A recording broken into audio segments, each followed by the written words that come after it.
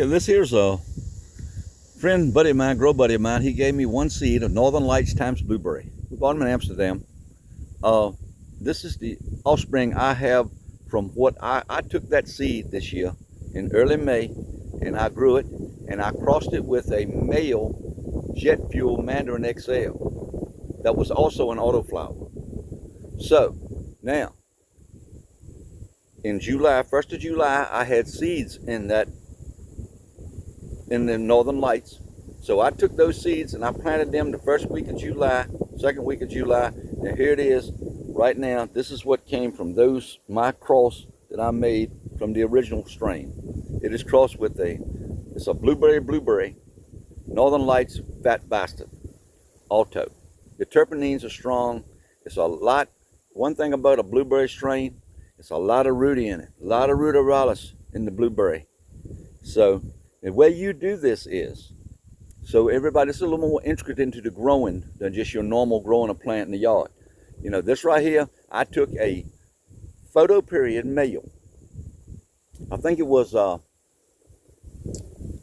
don't know, it seems like it was a kush, some type banana kush. And I crossed that with the original blueberry autoflower I had. So that in turn made the seeds 50-50. 50% autoflower, 50% photoperiod. The next year, I planted them. So in 4 years in Virginia, I think we've been able to grow weed. I crossed that. The offspring of that, I grew those. And I had a male that took the autoflower trait. So I took that male and I crossed it with another premium autoflower, such as the Fat Bastard strain that I got from Bloomberg. And those are great seeds. The Amsterdam seeds are great. Rocket seeds are great. All the premier places. Fast Seeds, Fast Buds, I think it's called. I've had some of that. They're great strains. They sell great strains. Anyhow, but the way you do this is, I got off track. Cross that photoperiod male with the autoflower. 50-50. Seeds be 50% autoflower, 50% photoperiod. Next time, cross them again. Cross the offspring of that becomes a male with a female of another autoflower.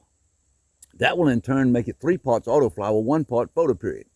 Now, some of those seeds can still have the photoperiod strain. I had one last year. The big picture I put on one of the things, it was a blueberry. It was a monster. It was over my head, wider than I could reach. But the twin to it grew only 15 inches tall and budded automatically. Same seeds. Okay, so that's the problem that you run into.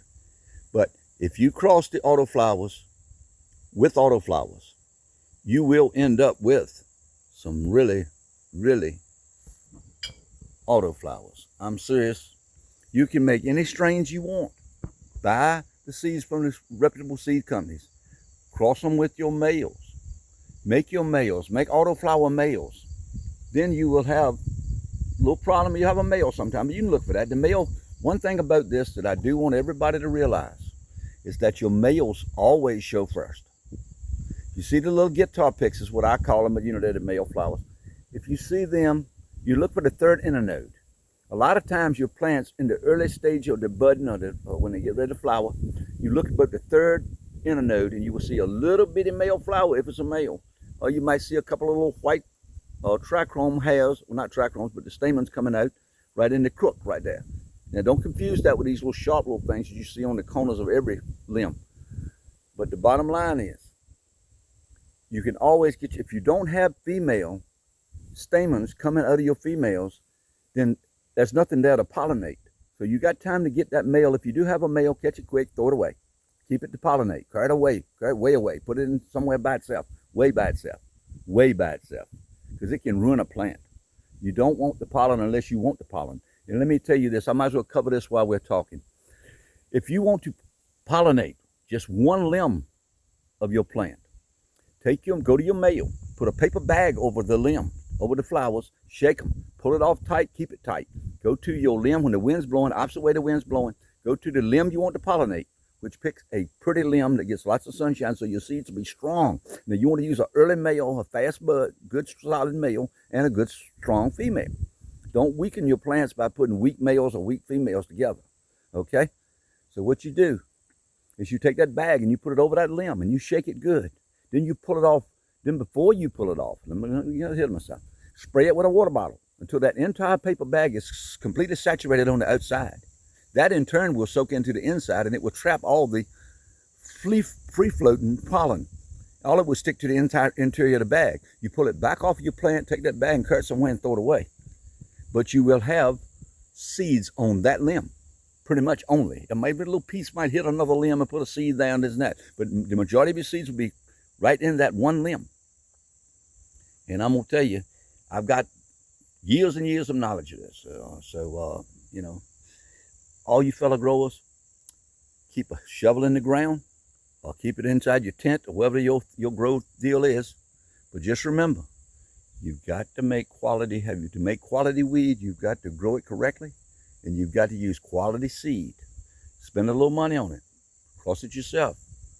Now I have a big mountain fudge cake with seeds from autoflowers or anything you got. But all of that is how you make your own seeds, and you can make your own strains. First, you'll be F1 hybrids. You know, they will have the hybrid vigor, and they will jump.